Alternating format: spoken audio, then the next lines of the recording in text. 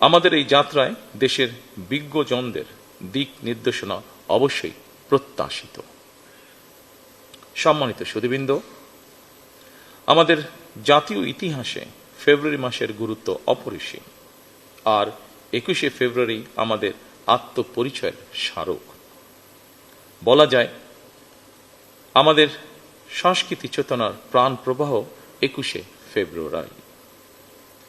অপরদিকে 21শে ফেব্রুয়ারি একদিকে মাতৃভাষা মর্যাদা প্রতিষ্ঠার সংগ্রাম এবং একই সাথে এটি ছিল জালেমের বিরুদ্ধে নিজেদের অধিকার প্রতিষ্ঠার আন্দোলন।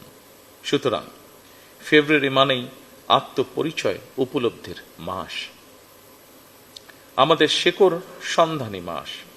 প্রতি বছরের মতন এবছর আমরা দেশের জ্ঞানী গুণী কবি সাহিত্যিক শিল্পী ভাষা সংগ্রামীকে 21শে পদকে ভূষিত করেছি। জ্ঞানী গুণীদের কর্ম এবং কর্মময় জীবনের সঙ্গে আপামর জনগণের পরিচয় করিয়ে দেওয়া রাষ্ট্রের অন্যতম দায়িত্ব।